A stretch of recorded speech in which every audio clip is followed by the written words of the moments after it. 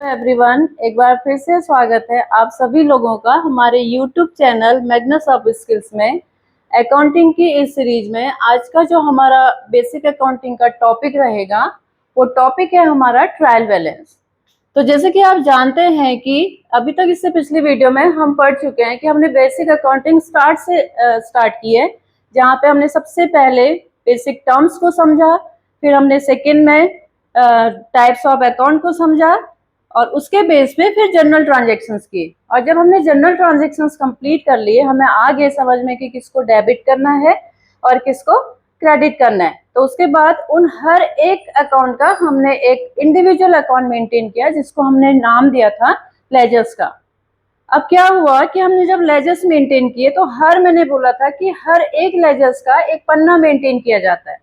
एक पेज पे आप एक पर्टिकुलर अकाउंट का नाम लिखते हैं और उस पेज पे उससे रिलेटेड ट्रांजेक्शन्स करते हैं, यानी कि अगर वो पे कर रहा है या रिसीव कर रहा है, यानी कि वहां पे भी आपने डेबिट और क्रेडिट करना है, जैसे कि हमने फॉर्मेट में देखा था कि लेजर्स का फॉर्मेट क्या होता है। अब देखिए, जैसे जैसे हम क्या कर रहे हैं, हर लेजर्स को मेंटेन कर रहे हैं, तो हर लेजर्स का एक अलग पेज है। तो इससे होता क्या है, अगर हमें पूरी डिटेल अपनी बिजनेस के एक साथ देखनी है तो हमें वो पन्ने पलटने पड़ते हैं, यानी कि वो पेजेस हमें पलटने पड़ते हैं। जिससे होगा क्या, कोई पेज नंबर 1 पे होगा तो पेज नंबर 100 पे होगा, कोई पेज नंबर 50 पे है। तो ऐसे हमें पता नहीं चलता है कि हमारा जो बेसिक जो क्लोजिंग बैलेंस है वो क्या है। इसके लिए अकाउंट्स में एक अलग से अकाउंट मेंटेन किया जाता है, उस अकाउंट को हम बोलते हैं ट्रायल बैलेंस। और ये ट्रायल बैलेंस आपको बताता है कि आपने ये जो ऊपर के जर्नल और लेजर्स बनाए हैं वो सही मेंटेन किए हैं या नहीं किए हैं, यानी कि लेजर्स की एक्यूरेसी चेक करने के लिए आप एक अकाउंट मेंटेन करते हो जिसको हम बोलते हैं ट्रायल बैलेंस। ठीक है, आज हम इसी के बारे में डिटेल्स में पढ़ेंगे कि ट्रायल बैलेंस है क्या, ये क्यों बनाया जाता है और इसके बेनिफिट्स क्या हैं। तो जैसे कि मैं आपको बता ही चुकी हूँ कि ट्रायल बैलेंस एक ऐसा अकाउंट है जो सारे लेजर्स को इकट्ठा करता है। इकट्ठा करना में सारे लेजर्स का हम नाम लिखते हैं कि एक कॉलम पे, और उसके अमाउंट को डेबिट और क्रेडिट करते हैं। और फाइनली हम चेक करते हैं कि हमने ऊपर जो लेजर्स मेंटेन किए थे वो सही है या गलत है। तो सही है गलत का पता कैसे चलता है हमें, वो जब हम देखेंगे कि जो डेबिट का अमाउंट और क्रेडिट का अमाउंट दोनों को हम इक्वल करते हैं, तीनों का टोटल करते हैं, तो दोनों का अमाउंट टोटल आना चाहिए, टोटल जो अमाउंट आ रहा है वो इक्वल होना चाहिए।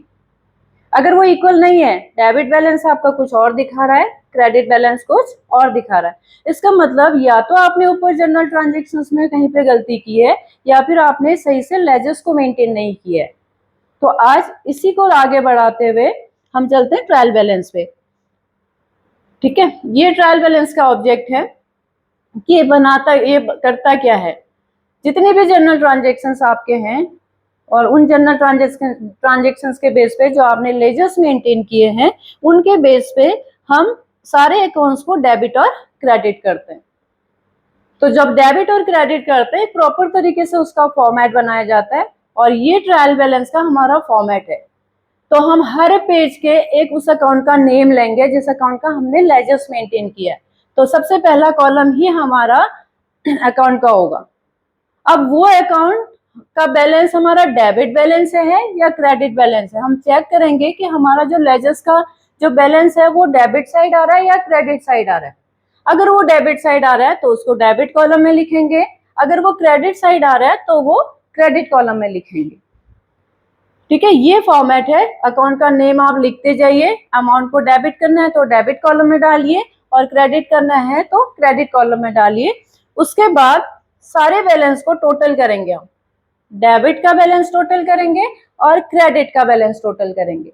तो जब हम डेबिट और क्रेडिट बैलेंस को टोटल करेंगे तो दोनों का टोटल इक्वल आना चाहिए। इससे हमें पता चल जाता है कि जितने भी हमने ऊपर लेजर्स मेंटेन किए हैं वो बिल्कुल सही है, उनका जो बैलेंस है वो बिल्कुल करेक्ट बैलेंस हमने लिया हुआ है। ठीक है, नेक्स्ट आपका आता है, आप ट्रायल बैलेंस को समझना है। अब मैंने बोला कि आप अमाउंट को डेबिट करो और अमाउंट को क्रेडिट करो, अकाउंट का नाम लिखो और अमाउंट को डेबिट कॉलम में लिखो, अमाउंट को क्रेडिट कॉलम में लिखो। बट आपको पता होना चाहिए अब कैसे हम किसको डेबिट करेंगे और किसको हम क्रेडिट करेंगे। तो ये चार्ट के थ्रू मैंने आपको बताया कि जिससे आपको इजीली समझ में आ जाए कि आप किन किन चीजों को डेबिट कॉलम में लिखेंगे, किन किन अमाउंट को, और किन किन अकाउंट्स के अमाउंट को क्रेडिट बैलेंस में लिखेंगे। तो ये जो मैंने चार्ट दिया है इसके हिसाब से दो मैंने पार्ट दिए हैं ट्रायल बैलेंस के, जैसे फॉर्मेट में भी हम देख चुके हैं। एक पार्ट है आपका किसका, डेबिट का, और दूसरा पार्ट है क्रेडिट का। अब क्रेडिट वाले कॉलम में किन किन का अमाउंट आना चाहिए और डेबिट वाले कॉलम में किन किन का अमाउंट आना चाहिए, तो उसके लिए आपको जो मैंने रूल्स बताए थे उन्हीं रूल को आप फॉलो कर लो, उन्हीं रूल को देख लो कि क्या अमाउंट डेबिट होना है और क्या अमाउंट क्रेडिट होना है। तो जब हम ट्रायल बैलेंस मेंटेन करते हैं तो डेबिट साइड हम उस अमाउंट को लिखते हैं जो क्या है, हमारी एसेट्स हैं। मैंने जैसे आपको समझाया था कि ऑल एसेट्स आर डेबिट, जितनी भी एसेट्स हैं उन सारे की सारी एसेट्स का जो बैलेंस होगा उन लेजर्स का, उनको किस साइड लिखा जाएगा, डेबिट साइड। जैसे मैंने यहाँ पे दिया कैश अकाउंट, अब मैं एक लेजर्स मेंटेन कर रही हूँ और किसका लेजर्स मेंटेन किया मैंने, कैश का। तो इसका मतलब है कि इस कैश का जो क्लोजिंग बैलेंस लिया होगा, अब आपको समझना है कि ये कैश बैलेंस डेबिट कॉलम में जाएगा या क्रेडिट कॉलम में जाएगा। अब आप देखिए कैश आपके बिजनेस के लिए क्या होता है, एसेट्स होता है। तो एसेट्स है तो किस साइड जाएगा, डेबिट साइड। यानी कि कैश का जो बैलेंस जाएगा वो किस साइड जाएगा, डेबिट साइड जाएगा। तो जितनी भी इस तरीके से, फिर मैंने बोला मेरा बैंक अकाउंट है, अब आप देखिए बैंक अकाउंट भी मेरे बिजनेस के लिए क्या है, एसेट्स है, ठीक है। तो बैंक अकाउंट का जितना भी बैलेंस आपका है उस अमाउंट को भी आप कौन से कॉलम में डालेंगे, डेबिट कॉलम में डालेंगे, ठीक। और उसके बाद मैंने बोला कि मेरी कोई एसेट्स है, जैसे मैंने यहाँ पे दे दिया फर्नीचर्स, मैंने अपने ऑफिस के लिए फर्नीचर खरीदा था, तो फर्नीचर भी मेरे बिजनेस की क्या है, एसेट्स है। तो फर्नीचर का जो बैलेंस होगा वो भी कौन से कॉलम में जाएगा, डेबिट कॉलम में जाएगा। कैश, बैंक, फर्नीचर, इस तरीके से जितनी भी आपकी एसेट्स हैं उन सब का बैलेंस सीधे सीधे आप अकाउंट का नेम लिखिए, और जितना भी उनका बैलेंस आपने दिया हुआ है उस बैलेंस को आप सीधे डेबिट कॉलम में डाल दीजिए। और उसके बाद दूसरा डेबिट कॉलम में क्या जाएगा, ऑल एक्सपेंसेस, यानी कि जितने भी आपने बिजनेस में खर्चे किए हैं। तो हर किसी का हम एक लेजर्स बनाते हैं, ठीक है। तो उन खर्चों का लेजर्स बनाने के लिए भी जो लेजर्स आपने बनाए हैं उनका जो बैलेंस होगा वो भी किस साइड जाएगा, डेबिट साइड। यहाँ पे देखिए दो रूल आ गए, ऑल एसेट्स का मतलब है रियल अकाउंट का रूल आ गया, ऑल एक्सपेंसेस का मतलब है नॉमिनल अकाउंट का रूल आ गया। तो रियल अकाउंट का रूल कहता है व्हाट कम्स इन, तो उसको डेबिट करो। तो देखिए यहाँ पे मेरे पास कैश आया, मैंने कैश को डेबिट कर दिया। यहाँ पे बैंक अकाउंट में पैसा आया, मैंने बैंक का बैलेंस को डेबिट कर दिया।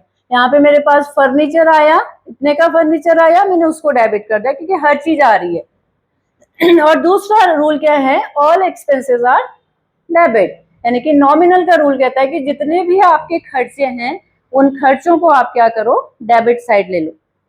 तो अब आपके बिजनेस के जितने भी खर्चे हैं, जैसे मैंने बोला यहाँ पे सैलरी, तो सैलरी सबको पता है कि बिजनेस के लिए हमेशा एक्सपेंस होती है। मैं बार बार बोलती हूँ कि कुछ बच्चे बोलते हैं कि ये तो हमारे लिए इनकम है, बट एक एम्प्लॉय की इनकम है, बट बिजनेस के लिए वो क्या है, एक्सपेंसेस है। तो सैलरी हमेशा एक्सपेंसेस माना जाता है। तो एक्सपेंसेस है तो किस साइड जाएगा, डेबिट साइड, क्योंकि रूल क्या कह रहा है कि जितने भी एक्सपेंसेस हैं आप उनको डेबिट साइड लिखो, ठीक है। फिर मैंने अपने ऑफिस का रेंट पे किया, तो रेंट पे किया है तो खर्चा है, तो खर्चा किस साइड जाएगा, डेबिट साइड। मैंने कोई भी इलेक्ट्रिसिटी बिल पे कर दिया, टेलीफोन बिल पे कर दिया, कुछ भी मैंने पे किया है, उनका लेजर्स का जितना भी बैलेंस है आप सीधे सीधे उसको डाल देंगे डेबिट कॉलम में, ठीक। तो यहाँ पे डेबिट साइड आपने लेनी है ऑल एसेट्स और डेबिट साइड लेनी है आपने ऑल एक्सपेंसेस। इन सब का आप अकाउंट नेम लिखते जाएंगे और इस अमाउंट को किस साइड डालते जाएंगे, डेबिट कॉलम पे डालते जाएंगे, ठीक है। इसी तरीके से आपका जो दूसरा आएगा वो आएगा क्रेडिट साइड।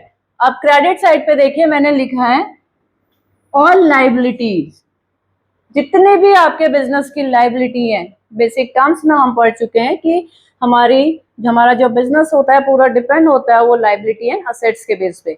अब असेट्स में हमने डेबिट को ले लिया तो लाइबिलिटीज अपने आप ही किस साइड आएंगी, क्रेडिट साइड।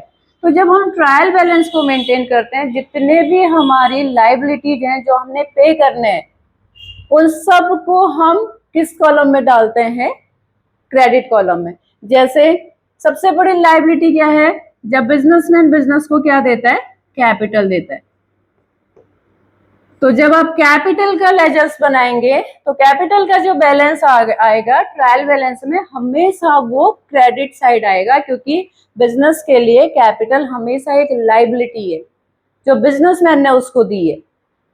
तो कैपिटल कभी भी डेबिट साइड नहीं आएगी। अगर आपने डेबिट साइड ले लिया, इसका मतलब है कि आपने गलत कर दिया अकाउंट को। तो कैपिटल का बैलेंस हमेशा कौन से वाले कॉलम में जाएगा? क्रेडिट कॉलम में जाएगा। दूसरा, आपने एक नाम मैंने आपको बताया था टर्म्स में, बैंक ओडी। बैंक ओडी का मतलब है ओवरड्राफ्ट। बिजनेसमैन हमेशा अपने बिजनेस को बढ़ाने के लिए बैंक से एक फैसिलिटी लेता है, बैंक ओवरड्राफ्ट की। तो जब वो फैसिलिटी ले रहा है, बैंक उसको क्रेडिट में क्या दे रहा है? अमाउंट दे रहा है। तो इसका मतलब है कि विद इंटरेस्ट उसने पे करना है। तो बैंक ओवरड्राफ्ट उसके लिए हमेशा क्या रहेगा? लायबिलिटी रहेगा जो उसने पे करना है। तो कैपिटल है, बैंक ओवरड्राफ्ट है, और सन्ड्री क्रेडिटर्स। जब हमने टर्म्स पढ़े थे, मैंने सप्लायर्स और कस्टमर आपको समझाए थे। तो सप्लायर को हम क्रेडिटर्स बोलते हैं, बहुत सारे होते हैं तो हम सन्ड्री लगा देते हैं, ठीक है। और अगर डेटर्स हैं तो डेटर हमेशा किस साइड जाएंगे? डेटर हमारी एसेट्स होते हैं और क्रेडिटर हमारी हमेशा लायबिलिटी होते हैं, क्योंकि डेटर से हमारे पास पैसा आता है और क्रेडिटर को हमें क्या करना पड़ता है? पे करना पड़ता है। तो जितने भी क्रेडिटर्स होंगे वो क्रेडिट साइड आएंगे, और जितने भी डेटर्स होंगे वो एसेट साइड यानी कि डेबिट साइड आएंगे। तो क्रेडिटर भी हमारे बिजनेस के लिए लायबिलिटी है, बैंक ओवरड्राफ्ट लायबिलिटी है, कैपिटल लायबिलिटी है। इसके अलावा जितने भी अगर आप लोन्स वगैरह लेते हैं तो लोन्स भी हमारे लिए क्या है? लायबिलिटी है। तो लोन का बैलेंस भी क्रेडिट कॉलम में जाएगा, क्रेडिटर का भी क्रेडिट कॉलम में जाएगा, बैंक ओवरड्राफ्ट भी क्रेडिट कॉलम में जाएगा, और कैपिटल भी क्रेडिट कॉलम में जाएगी। इसके अलावा यहाँ पे फिर रियल के साथ दूसरा क्या आ गया? नॉमिनल आ गया। तो मतलब लायबिलिटी का मतलब है व्हाट गोज आउट, जो जा रहा है।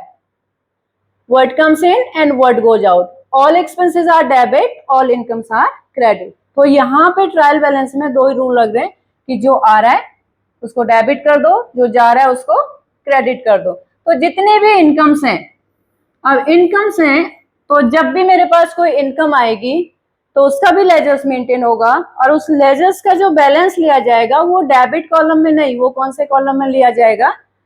क्रेडिट कॉलम में। इसीलिए आपने देखा होगा जो बैंक होते हैं वो बैंक हमारे इनकम को हमेशा क्रेडिट करते हैं और हमारे एक्सपेंसेस को डेबिट करते हैं, क्योंकि वो नॉमिनल अकाउंट को फॉलो कर रहे हैं। हम रियल को करते हैं, वो नॉमिनल को करते हैं। वो दिखाते हैं कि पैसा जा रहा है तो डेबिट कर दो क्योंकि खर्चा है, पैसा आ रहा है तो क्रेडिट कर दो क्योंकि इनकम है।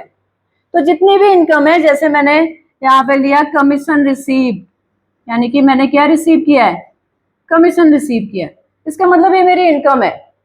मैंने कोई डिपॉजिट डाले थे, उसमें मुझे इंटरेस्ट मिला हुआ है, तो इंटरेस्ट अगर मैं रिसीव कर रही हूँ तो मेरी इनकम है, और इन्हीं चीजों को मैं पे कर रही हूँ तो वो एक्सपेंसेस है। तो जो भी खर्चे हैं उनका अमाउंट आप डेबिट साइड डालेंगे, जो भी इनकम्स है उनका अमाउंट आप क्रेडिट साइड डालेंगे। इसका रिजल्ट क्या निकलेगा? जब आप डेबिट और क्रेडिट को क्या करेंगे? टोटल करेंगे। डेबिट साइड का बैलेंस टोटल करेंगे और क्रेडिट साइड का बैलेंस टोटल करेंगे, तो दोनों का टोटल इक्वल आएगा। अगर नहीं आ रहा है, इसका मतलब है कि लेजर्स में कहीं गड़बड़ है, या ट्रायल बैलेंस में हमने किसी को डेबिट करना था क्रेडिट कर दिया है, और क्रेडिट करना था डेबिट कर दिया। अगर इस फॉर्मेट से अगर आप ट्रायल बैलेंस को समझेंगे तो आपका ट्रायल बैलेंस कभी भी गलत नहीं बनेगा।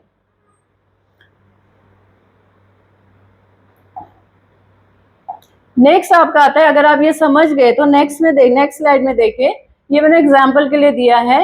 अब मैंने ये ट्रांजेक्शंस दिए हुए हैं, ये लेजर्स का बैलेंस है, जनरल ट्रांजेक्शंस नहीं है, मैंने लेजर्स बना के रखे हुए हैं, उनका बैलेंस है। अब मैं आपसे कह रही हूँ कि ये इसके बेस पे आप ट्रायल बैलेंस बनाओ। तो जब हम ट्रायल बैलेंस बनाएंगे तो ये फॉर्मेट रहेगा। सबसे पहले क्या आया? अकाउंट नेम, डेबिट और क्रेडिट। अब हम यहाँ से सबसे पहले अकाउंट का नेम लेंगे। तो पहला अकाउंट का नेम क्या है? तो यहाँ पे हम लिखेंगे कैपिटल। यहाँ पे नेम लिखेंगे हम कैपिटल, क्योंकि सबसे पहले हमने कैपिटल का बैलेंस दिया है। अब देखिए कैपिटल 40,000 कह रहा है। अब आपको पता होना चाहिए कि कैपिटल आपके कौन से कॉलम में आएगी, डेबिट कॉलम में या क्रेडिट कॉलम में। अब आपको ये पता है कि कैपिटल हमारी लाइबिलिटी है, तो डेबिट साइड कभी नहीं आएगी। तो कैपिटल का जो अमाउंट होगा वो किस साइड आएगा, क्रेडिट साइड। तो आप यहाँ पे लिख दीजिए 40,000। अब नेक्स्ट मैंने दिया कि मेरे पास कैश बैलेंस है 25,000। कैश है तो एसेट है, ठीक है। तो जो कैश मेरे पास है वो मेरा बैलेंस है, तो व्हाट कम्स इन, मेरे पास आया हुआ है, इसका मतलब है कि मैंने उसको क्रेडिट नहीं, मैंने उसको क्या करना है, डेबिट करना है। तो 25,000 को हम कौन से कॉलम में लिख देंगे, डेबिट कॉलम में। फिर है फर्नीचर, जैसे मैंने बोला असेट्स है, तो असेट्स हमेशा क्या होंगी, डेबिट होंगी। तो यहाँ पे अकाउंट का नाम लिखेंगे फर्नीचर, और कितने का फर्नीचर है, 5,000 का, तो आप यहाँ पे 5,000 लिख देंगे। फिर नेक्स्ट है परचेज, हमने खरीदा है तो हमारे पास आया है, ठीक है। तो परचेज किया है तो सामान खरीदा है, तो हम परचेज मेंटेन कर रहे हैं। तो कितने की परचेज है हमारे पास, 10,000 की। तो 10,000 को हम किस में लिखेंगे, डेबिट कॉलम में। नेक्स्ट आपका है सेल्स, अब हमने बेचा है, ठीक है। तो परचेज और सेल में नॉमिनल का रूल लगता है। परचेज और सेल को हम एक्सपेंसेस और इनकम मानते हैं, रियल को नहीं मानते। तो ऑल एक्सपेंसेस आर डेबिट, यानी कि मैंने परचेज करते टाइम खर्च किया है तो मैंने उसको डेबिट कर दिया। अब सेल मेरी इनकम है, तो सेल मेरी इनकम है तो इनकम मानेंगे, तो उसको यहां नहीं, कहां लिखेंगे, क्रेडिट साइड। तो 15,000 की मैंने क्या की है, सेल की है। नेक्स्ट आपका आता है किसका, रेंट पेड। अब आपने रेंट पे किया है तो एक्सपेंसेस है, किस साइड लिख दीजिए, डेबिट साइड। फिर HDFC बैंक, तो बैंक अकाउंट है तो मैंने यहाँ पे बैंक लिख दिया, एसेट है तो बैंक अकाउंट को भी आप क्या कर दीजिए, 15,000, ठीक है। क्रेडिटर्स है, जैसे मैंने बोला सप्लायर, जितने भी क्रेडिटर्स हैं वो क्या होंगे, क्रेडिट होंगे, 10,000। फिर डेटर्स 15,000, यानी कि कस्टमर ने मुझे देना है 15,000 रुपया। इस तरीके से आप डेबिट और क्रेडिट करते जाइए। कमीशन रिसीव किया है तो मेरा कमीशन आ जाएगा 4,000 का क्रेडिट साइड, क्योंकि इनकम है। डिस्काउंट मैंने रिसीव किया है तो डिस्काउंट भी मेरा क्या आ जाएगा, क्रेडिट में आ जाएगा, क्योंकि डिस्काउंट भी मेरा क्या है, इनकम है। अब आप क्या करेंगे, दोनों साइड का टोटल करेंगे। जब दोनों साइड का टोटल करेंगे तो मेरा दोनों साइड का बैलेंस इक्वल आना चाहिए। अगर इक्वल नहीं आ रहा है तो मेरे यहाँ किसी न किसी लेजर्स में कोई गड़बड़ है, यानी कि मैंने कोई ना कोई लेजर्स गलत बनाया है। ये गलती मेरे जनरल ट्रांजेक्शन्स में भी हो सकती है और लेजर्स में भी हो सकती है, क्योंकि मैंने जिसको डेबिट करना था उसको डेबिट ही किया है और जिसको क्रेडिट करना था उसको क्रेडिट ही किया है। अब हम टोटल करेंगे, देखिए तो टोटल करने में इसका अगर अमाउंट हम टोटल करें डेबिट साइड का, कितना आया, 75,000 इधर आया। और दूसरी तरफ आप टोटल करेंगे, यहाँ पे भी देखिए 75,000 ही आया, यानी कि दोनों साइड का टोटल बैलेंस मेरा आ रहा है 75,000 एंड 75,000। इसका मतलब है जो लेजर्स का बैलेंस मेरे को मैंने दिया हुआ है वो बिल्कुल करेक्ट है, यानी कि ऊपर का अकाउंट मेरा बिल्कुल सही है। अब मैं किसी लेजर्स को ओपन नहीं करूंगी, अगर मुझे चेक करना है अपना, सीधे सीधे मैं अपना ट्रायल बैलेंस चेक करूंगी, और मुझे जिसका भी बैलेंस देखना है उस बैलेंस को मैं चेक कर सकती हूँ कि मेरे पास उसका बैलेंस कितना है। अब मुझसे कोई पूछता है कैश का बैलेंस, तो मैं कैश का बैलेंस बताऊंगी। कोई पूछता है रेंट कितना दिया था, मैं रेंट का बताऊंगी। कोई पूछ रहा है परचेज कितने की थी, तो मुझे वो पेज नहीं खोलना है। तो इसीलिए जो अकाउंट मेंटेन किया जाता है वो ट्रायल बैलेंस, वो इसीलिए किया जाता है ताकि आपको एक ही जगह सारी चीजें देखने को मिल जाए, ठीक है। और जो ट्रायल बैलेंस है आपका, इसका यही कंक्लूजन है कि ये आपके डेबिट बैलेंस और क्रेडिट बैलेंस को क्या करता है, इक्वल करता है। तो ये जानकारी थी आपकी ट्रायल बैलेंस से रिलेटेड। नेक्स्ट वीडियो में हम इससे आगे जाएंगे, ठीक है। आज का वीडियो यहीं पे एंड करते हैं, और आप हमारे चैनल्स को सब्सक्राइब करते रहिए। जिनको कोर्स करने हैं वो हमारे सेंटर्स पे विजिट करिए, आपको एड्रेस दिया हुआ है, फोन नंबर दिया हुआ है। इसी के साथ स्वस्थ रहिए, मस्त रहिए। Thank you.